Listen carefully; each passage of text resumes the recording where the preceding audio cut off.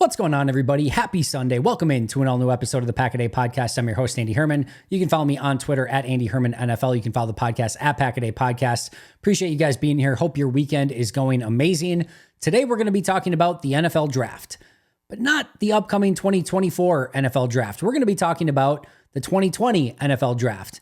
And as soon as the 2024 NFL Draft is over, what are we going to see everywhere? Draft grades. Everyone's got draft grades. And then everyone gets upset and says, oh, you can't really give grades right after the draft. We have to see how these players turn out. You got to wait 3 or 4 years until you're able to actually evaluate them. But few people actually go back and evaluate those drafts 3 or 4 years later. So, of course, that's why I'm here. I've been doing this now for 5 years, either over at Packer Report or Cheesehead TV. I think I may have done it with originally. I can't remember what the timeline was there. And more recently in the past couple seasons here on the Pack-A-Day Podcast as well. But today we're going to be digging deep into the 2020 NFL Draft. And I'm a firm believer that the 4-year period is the perfect time frame. And right at this time is the perfect time frame to evaluate that draft from 4 years ago. And the reason I think it's the perfect time frame is every NFL draft pick gets that 4-year contract now. Now, your first ones have the first round picks have the ability to get that 5th-year option. But by this time, you know who is still on the roster, who has not made it to this point, who has either maybe picked up a 5th-year option or signed an extension, and which players are ultimately still on the team from that specific draft. So today, we're going to dig deep into the 2020 NFL Draft, a massively consequential draft for the Green Bay Packers, and could be significantly more so if Jordan Love continues his progression and trajectory moving forward. Now, the interesting thing is I was looking at this. The Green Bay Packers right now, prior to the 2021 draft, so the 21, 22, and 23 still have plenty of players from those drafts. The 2020 draft and before that, the Packers only have 6 remaining draft picks on their roster from before 2021. Kenny Clark in 2016, nobody from 2017, Jair Alexander in 2018, Rashawn Gary and Elton Jenkins in 2019, and then 2 players from the 2020 draft, one I spoiled already, which you knew already, which we'll go over today. So let's go over the 2020 NFL Draft and grade how Green Bay did in this particular draft. An important thing to remember here is this was the COVID draft. This is the draft that was at home and things got a little bit disrupted and things were a little bit weird and chaotic during that time. The Packers started the draft with pick 30 overall, and the Packers were very rumored to be interested in potential wide receivers in that draft. You started off the draft and wide receivers didn't go early. No wide receivers in the first 11 picks of that draft. And number 12 overall, Henry Ruggs. That one did not turn out too well. He goes to the Raiders. Number 15 overall, Jerry Jeudy. He recently got traded away. That didn't exactly end the way that the Broncos wanted it to go. Number 17, CeeDee Lamb for Dallas. That's gone extremely well for them. CeeDee Lamb's a tremendous wide receiver. Number 21, Jalen Reagor to the Philadelphia Eagles. That didn't exactly go according to plan. And then 22, Justin Jefferson to the Minnesota Vikings. All these wide receivers start to go off the board. There's one premium wide receiver, at least many thought to be a first rounder at the time, still on the board. And that's Brandon Aiyuk, as Green Bay is still sitting at pick 30 and watching all these wide receivers go off the board. Green Bay starts looking potentially to trade up, as do some other teams. What ends up happening is the 49ers trade up to pick 25. They use picks 31, 117, and 176 to get to pick 25 and take Brandon Aiyuk at pick 25. Green Bay subsequently moves up to pick 26. Before we get to that, let's talk about pick 25. Because the 49ers, remember, use pick 31, 117, and 176. The interesting aspect here is Green Bay has pick 30. Meaning, if they wanted to get to pick 25, theoretically, that should be possible. The team that's willing to move down is more than likely willing to move with Green Bay for pick 30 rather than getting pick 31. Added on top of that is the fact that the Packers have pick 175, which is 1 pick ahead of pick 176 that the 49ers traded away. However, the big discrepancy here is that the 49ers had pick 117, the Packers had 136 in that round. So moving up 1 pick in the first round, 1 pick later from 176 to 175, probably not enough to make up that 19 pick difference. that San Francisco had on that middle round pick, that I think 4th round pick that they gave up. So Green Bay was at a little bit of a disadvantage there. They probably would have had to include additional draft capital to get that deal done. Maybe those conversations never took place. Maybe San Francisco just outbid Green Bay. Maybe Green Bay never called the 25. We don't know. We're never going to for sure know the story. But San Francisco ultimately moves ahead of Green Bay from 31. Green Bay was at 30. They go to 25, take that last premium wide receiver in Brandon Aiyuk, and that leaves Green Bay at pick 30, save for the fact that they go up and they move to pick 26. They only use pick 136, which was that 4th rounder that they had, and they go and they select, of course, the one and only Jordan Love. Now, there have been, first of all, there's a stream of consciousness out there that the Packers passed on Justin Jefferson. I see this all the time on Twitter and like on the internet, that the Packers could have had Justin Jefferson and they passed on him. That is very clearly not the case. Justin Jefferson went at 22. The Packers were at 30. The 49ers traded to 25. Green Bay traded to 26. So anything involving Justin Jefferson or the fact that they passed on him. Now, could they have given up some crazy trade offer to get ahead of Minnesota at 22? Sure. But you have to remember, there were some questions about Justin Jefferson and if he was going to be a full, complete wide receiver able to play on the outside. They look ridiculous in hindsight. And I think pretty much everyone on Packers Twitter seemed to love Justin Jefferson going into the draft. But nobody expected him. If everyone expected him to be what he is now, he would have went in the top maybe like 3 of the draft, and certainly ahead of any of those other wide receivers. So it's not like everyone knew he was just going to be this insane, incredible player. And Green Bay clearly didn't want to move way up in the draft from pick 30. And that just is the cost of doing business sometimes. So they go from pick 30 to pick 26, never really were in the Justin Jefferson sweepstakes, with Minnesota taking him at 22. Now, the other one that is of very large lore was Green Bay moving up to 26 to get Brandon Aiyuk. That has been one that has been bandied about for years, that they were moving up to 26 to get Brandon Aiyuk, and then the 49ers swooped in, moved to pick 25, and took Aiyuk 1 pick ahead of where Green Bay was expecting to.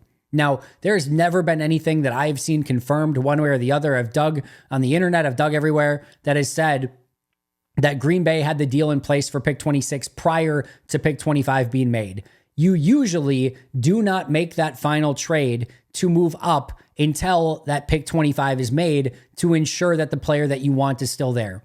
I would be pretty shocked at Brian Gutekunst, who's a pretty smart draft trader and has been through this for 20 some years in draft war rooms, if he moved up to pick 26, knowing that there was only one wide receiver left on the board without knowing first who was going at pick 25. That does not sound like Brian Gutekunst in any way, shape, or form. So I would be shocked if that is how Brian Gutekunst did business. There was one report from David Lombardi. He said, quote, based on, this was after the draft, by the way, based on what I'm gathering through several chats, sounds like the 49ers were concerned about the Packers drafting Brandon Aiyuk at number 26. Lynch and Shanahan spoke of intel that spurred San Francisco to trade up to 25. That might have been it. Green Bay picked Jordan Love at 26. Aiyuk gone by then, of course. Now, I'll say it once more. I don't think Goody would have done business that way.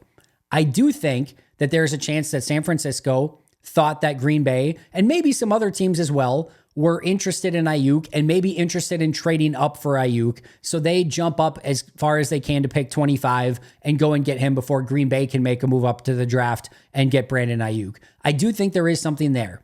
Maybe it was that Green Bay was calling to pick 25, offering that group of picks that they offered to pick 26 to get to 25 to get Aiyuk.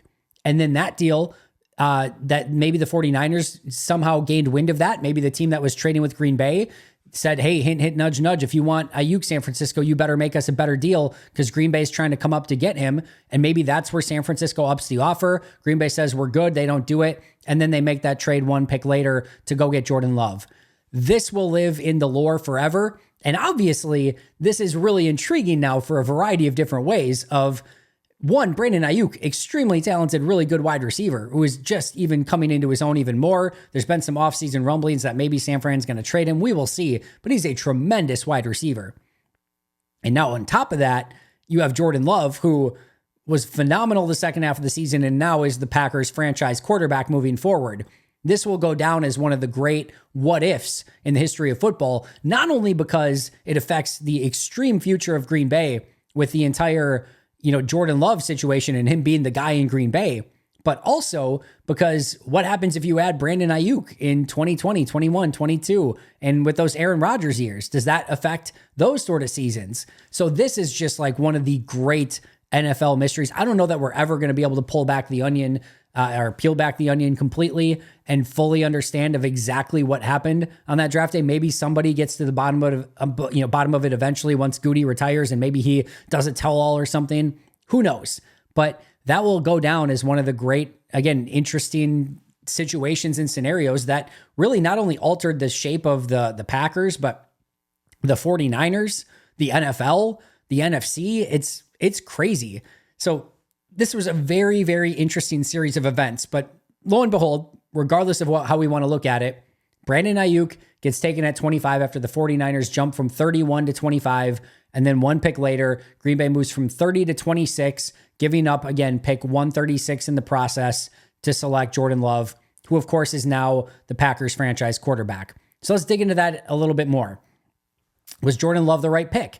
Well, let's look at the next 5 picks that were taken at number 20, after pick 26, where Green Bay took Jordan Love. The next 5 picks, Jordan Brooks, no longer with the team that he was drafted by. Patrick Queen, no longer by the team he was drafted by. Isaiah Wilson fell out of the league almost immediately. Noah Igbinoghene was a complete bust for Miami. And Jeff Gladney, obviously, tragic situation there, but he was released by Minnesota even before that entire situation happened. And just to take a quick pause here, this is why that initial conversation is so ridiculous. Meaning, when Jordan Love was taken, it's like, how could Green Bay do this? How could they possibly take a quarterback when they have Aaron Rodgers? They're ruining everyone's chances. This is the stupidest move. If Green Bay would have taken Jordan Brooks or Patrick Queen, they could have taken, let's take Jeff Gladney, for example. They could have taken Jeff Gladney and they would have been like, oh, they took a corner, like he's a really good player, and everyone would have been excited about it. Nobody would have said they're ruining Aaron Rodgers' prime or like his end of this year career where he has the opportunity to win a Super Bowl. And Gladney would have went on to be a massive bust. Same with Isaiah Wilson, who I saw people mocking to Green Bay the day of the draft that the Packers would take Isaiah Wilson at offensive tackle. A monumental bust at that pick. And there were ones that were after that as well that went on to nothing in their career. And everyone that is on that list right now, Jordan Brooks, Patrick Queen, Isaiah Wilson, Noah Igbinoghene, and Jeff Gladney, none of them are on the rosters that picked them right now.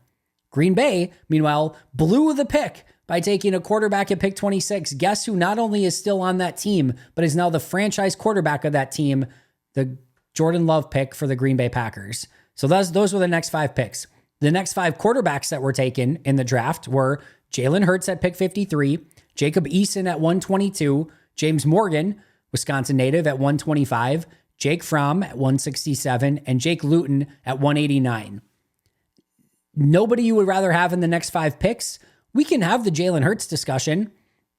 I guess what I'll say in the Jalen Hurts discussion is if you are of the belief that Jalen Hurts has been the better quarterback and is the better quarterback, okay. He's had, some really good seasons. I thought he fell off a little bit last year, but he's been a really good quarterback. And if you like him a little bit more than Jordan, you have an argument to make. Jordan's had one half of a season that he's played well. Hurts has played longer. He's overall played better through the course of his career. I think Jordan has shown higher upside in just the games that we've seen in the second half of last season. And I think it would be a really interesting poll if you were to poll every GM in the league right now. Would you rather have Jordan Love or Jalen Hurts? My guess is Jordan Love gets more of those votes. It's a really interesting conversation, though. And again, the world is your oyster. If you want Jalen Hurts, I'm not going to argue against you. If you want Jordan Love, I'm not going to argue against you. And I think that's the direction I would go in. If you told me right now I could have Jordan Love or Jalen Hurts, it's a very difficult conversation, but I'll take Jordan Love moving forward. We'll see if that ends up being a really bad take or a really smart take. But as of right now, based on what I saw second half of last season for both, I'll take Jordan Love as the quarterback moving forward. But a conversation to be had there about Jalen Hurts for sure. So the other option that Green Bay could have had is that they could have stayed at pick 30. They didn't have to move up. Maybe they still could have gotten Jordan Love, but maybe they miss on him. Who were the next 5 picks taken at pick 30 had they stayed there?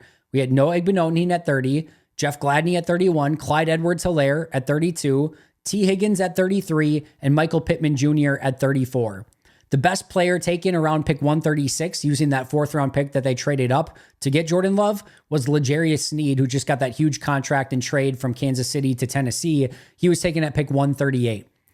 So you could have had, maybe if you want to look at it in a perfect alternate universe, could you have had, maybe T. Higgins and L'Jarius Sneed instead of Jordan Love using those same picks? Maybe that would have been like really insane benefit of hindsight.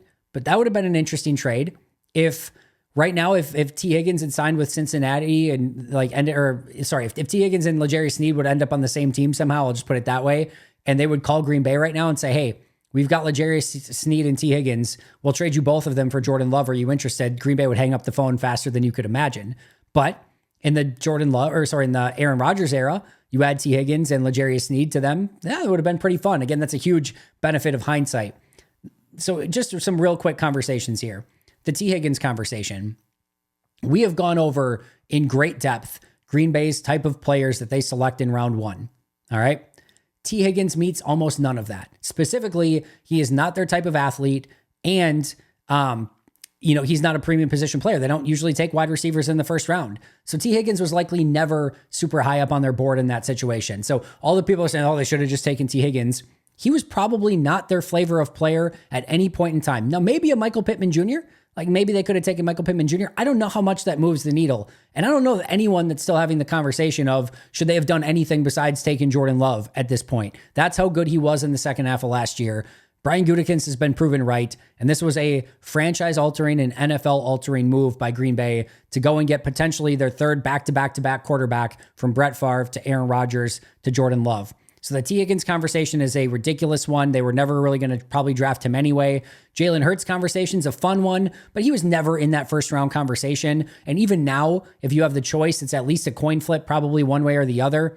And again, I don't know that anyone's having that Jordan Love conversation. It feels somewhat silly at this point. The grade is an A to an A+ for Brian Gutekunst for selecting Love at this point, and a huge, huge pick for Goody that has paid off in major ways and should continue to do so moving forward. Now, we'll go through these next ones a little bit more quick. Obviously, the Jordan Love one deserves the time, effort, and energy to go into it. Pick 62, running back A.J. Dillon. The next 5 picks that were taken, linebacker Willie Gay, safety Jeremy Chin, linebacker Logan Wilson, running back Antonio Gibson, and edge rusher Julian Okwara. Obviously, Logan Wilson stands out as a really good linebacker that would have been there at a huge position of need for Green Bay at that point. That's a pretty big miss for Goody at that point in time. I think Logan Wilson, if I remember correctly, tested great. So that would have been one. That would have been a really great pick for Green Bay. The next 5 running backs that were taken, Antonio Gibson, Keyshawn Vaughn, Lynn Bowden, Zach Moss, and Darrington Evans. Zach Moss would have been probably a similar player over the course of their careers. He did get a better contract than Dillon did get this offseason. Antonio Gibson's been up and down. I don't think there's necessarily a running back there that you're like super regretting that they got Dillon instead of. Like you're like, oh, if Gibson would have went on to be amazing, or Zach Moss, any of them, but that's not really the case. But definitely Logan Wilson being on the board at that point, it stings a lot, specifically for a position of need. And no matter what way you look at it, A.J. Dillon did not live up to a second-round pick at a non-premium position, going to get a power running back at that point. Didn't really seem like great process at the time. There were some trade options on the table there too. Again, we don't know if Green Bay would have had these conversations, but pick 64, 2 picks after A.J. Dillon, was traded down for pick 69 and pick 148. Players around pick 69 were Justin Madubuike, who just got that massive deal for the Ravens. Jonah Jackson, who just got the massive deal, was the Detroit Lion, now with the Los Angeles Rams. So some good players around that pick 69. Pick 148, not much available there. Colton McKivitz, the current right tackle for the San Francisco 49ers, the starting right tackle, would have been there. Again, we're talking about some pretty massive benefit of hindsight. I did love Madubuike at that point in time, but I also love Josh Jones, the offensive tackle, who went on to do basically nothing up until this point either. So, the Dillon pick is not great. Logan Wilson being there, Justin Madubuike being a little bit later, having a trade down potential option and picking up a later round pick could have been good too. Also, we need to probably have a little bit of a Jamal Williams conversation here too. AJ Dillon gets selected in the second round. They let Jamal Williams go. Jamal Williams goes on to have the next 3 years are better for Jamal Williams than what AJ Dillon does. And if they just keep Williams on a pretty cheap contract that he kept getting, they end up with a better running back, and they have that second round pick to use on another player that's not AJ Dillon. So they probably should have just kept Williams, not spent a second on Dillon, and spent that elsewhere, and they would have ended up in a much better spot as well. So I grade this one as a D. At least he is still on the roster. He has had some good seasons, but certainly has not lived up to expectations. If you want to go C minus C, that's fine. I don't have any major issue with that, but maybe I'll change that to I might go C minus. I'm gonna change that. I'm gonna put it down on paper. I'm not gonna say a D. I'm gonna say a C minus. Not good process for Green Bay. Better options out there, but at least he's still on the roster for a 5th season, and they have gotten some usage out of him. So I'll go C minus for AJ Dillon. Josiah DeGuara, pick 94. The next 5 picks: McTelvin Agim, Lucas Niang, Jacob Phillips, Malik Harrison, and Matt Pert. The next 5 tight ends, fullbacks, or H-backs that were taken: Dalton Keene at pick 101, Adam Troutman at pick 105, Harrison Bryant at 115, Big O Albert Agwabekumnam at pick 118, and Colby Parkinson at 133. Parkinson's probably the best of that group, but it's not like Goody's losing sleep at night because he missed out on Colby Parkinson. You go through those next 20 picks, and it is a murderer's row of draft busts. It just was not a great. There was one player who I posted this on Twitter a few days ago, and now I can't remember who that player was. It was Alex Highsmith. Alex Highsmith from the Pittsburgh Steelers. He's the one that was really good in like the next 25 picks at that spot. So Green Bay definitely, there's a player there that they could have taken, but that was one of the next 25 picks that amounted to anything. So yeah, DeGuara didn't work out. There wasn't really any great tight ends, fullbacks, or H-backs left on the board. And the next 25 picks was just bust after bust after bust, save for one pick by Pittsburgh. So it's like a D+. It's bad process again, taking an H-back type player at that spot. Probably would have been better to try to take a swing at a more premium position. Didn't work out. But again, there was pretty slim pickings around that point in the draft, and pretty much everyone ended up with a worse player. In fact, you look at the next 25-ish picks when I looked at it, you can make an argument that DeGuara is the 4th or 5th best player of those next 25 picks. And that's saying something because he's not had a great year not a great career in Green Bay. And now, of course, he's headed to the Jacksonville Jaguars. I will grade that as a D+ overall. Pick 175, Kamal Martin, the linebacker. Next 5 picks: wide receiver KJ Osborne, defensive end Mike Dana, inside linebacker Justin Stranad, edge rusher Bradley Anae, and offensive tackle Hakeem Adeniji. The next 5 off-ball linebackers that were taken: 178 Justin Stranad, 183 Cam Brown, 196 Sean Bradley, 202 Evan Weaver, and 204 Cash Maluia. No real trade options available there. Like a KJ Osborne would have been fine, but it doesn't move the needle. They get the year of starting out of Kamal Martin, then they release him. He doesn't amount to anything. But the next 5 picks were bad. The next linebackers were bad. They took a flyer on a linebacker. They gave him an opportunity to start. It didn't work out. They released him. They moved on. It's probably like a D+ sort of pick. But it's not like they're losing sleep over it based on what was on the board at that time. Pick 192, John Runyon Jr. Next 5 picks: defensive tackle Robert Windsor, defensive tackle Khalil Davis, offensive tackle Justin Herron, inside linebacker Sean Bradley, and defensive tackle John Pennicini. The next 5 interior offensive linemen taken: Minnesota Vikings Blake Brandel, Jake Hansen for the Packers, Simon Stepaniak for the Packers, Arlington Hambright for the Bears, and then Justin Woodard. This to me is a B+. There were no trade options here as well. You get 3 years of starting out of John Runyon Jr., one really good year. The last 7-8 games of last year were pretty darn good as well. He signs a huge contract with the Giants in the offseason. 6th round pick, 192 overall, to get any starting caliber play out of that pick. And 4 years on the roster, 3 years of starting experience. That's a pretty good pick overall. Even if he just would have ended up being a depth piece and there would have been better players in front of him, that still would have been a really good pick. So for me, that is a B+ pick for Green Bay. All right, that moves to pick 208, Jake Hansen, center. Next 5 picks were Simon Stepaniak for the Packers, Prince Tea Vanaho, Isaiah Rodgers, Desmond Patton, and outside linebacker Jordan Glasgow. The next 5 interior offensive linemen were Simon Stepaniak, Arlington Hambright, Dustin Woodard, Tremaine Ankarum, who is a pretty decent player for the Rams, and then Kyle Hinton. No real trades available there. This is a D. they didn't really have much on the other options available here. It's pick 208. He was a backup rotational player for a couple seasons. He's still in the league. Tremaine Ankrum probably would have been a little bit of a better pick here. Again, Goody's not losing sleep over it. It's a D, but no real major like biff here where there's like a all pro that was on the board and they missed on it. It's just they got a rotational guy for a couple seasons out of pick 208. That's all you can basically expect at that point for the most part. Pick 209, Simon Stepaniak. Next 5 picks, we basically just went through these. Prince Tea Wanaho, Isaiah Rodgers, Desmond Patton, Jordan Glasgow, and then wide receiver Freddie Swain was the new one. And same 4 interior offensive linemen. There were not 5 more interior offensive linemen taken. So it was just the 4 that we went over. Tremaine Ankrum being the best available at that point. No trades available. Stepaniak was a complete and utter bust. Never played for Green Bay. Had the injured first season. Was injured coming out of the draft. Never amounted to anything. This is a D-. You could give it an F if you really wanted it to.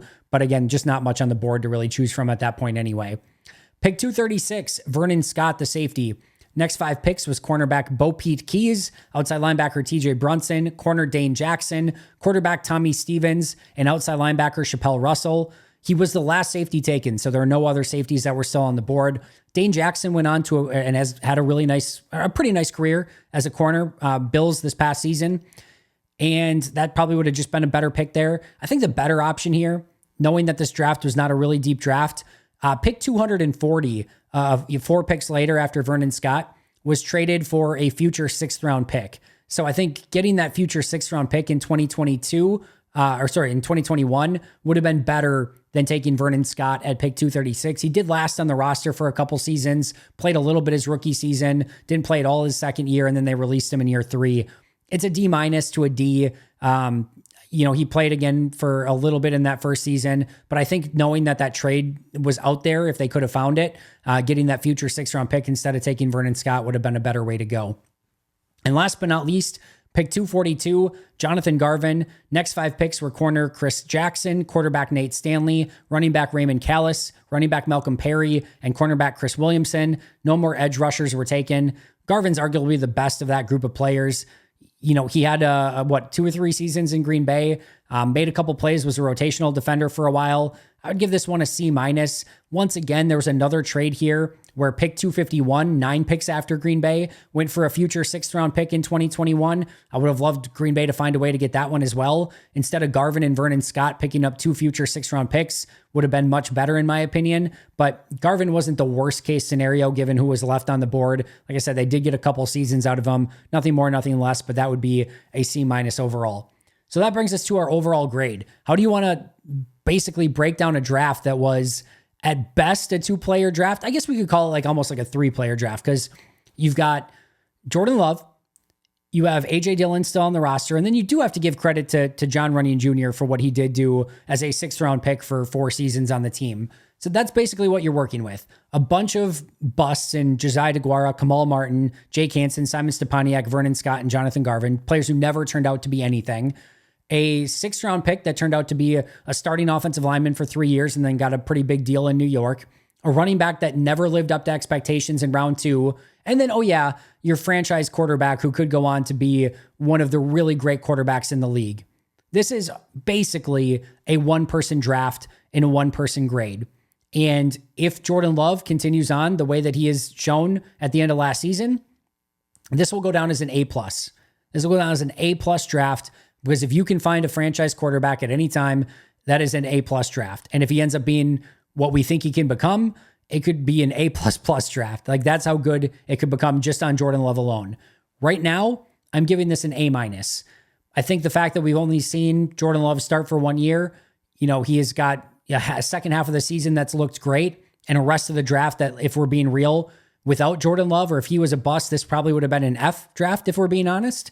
I don't know that I can give it a full A or A+ at this point, but Love is promising enough that pick alone and being aggressive and going up to get him has been paying off already and is going to continue to pay off for the foreseeable future, you would think. So as of right now, I'm giving it an A-, even though Jordan Love and AJ Dillon are the only 2 that are currently remaining on the roster. And AJ Dillon is not guaranteed a roster spot coming out of training camp. All right, let me know what your grade is for this draft. It's a really interesting conversation. As I mentioned, there's should they have tried to go more aggressively for a wide receiver? Should they have gone for it more in 2020, 2021 with Rodgers? Then you don't end up with Love. You've got the Jalen Hurts aspect, the AJ Dillon, Jamal Williams. It's a really interesting set of what ifs, but I don't think Green Bay would go and change too much, knowing that they got their potential future franchise quarterback for hopefully the very foreseeable future out of this draft with Jordan Love. And that's why I ultimately give it an A-. That's going to do it for me today. Shout out to our Hall of Fame and All-Pro members, Most Hated Minnesotan, PJ Wynn, John Wild, Shea Bradad, Brandon Paletta, Jennifer Wright, Boom Handle, Donald Lee, Lori Lord, Baby QB, David McCluskey, Donald Decker, Bremen, David Prendergast, and Dan Miller. I'll see you guys soon, but until next time, and as always, go Pack Go.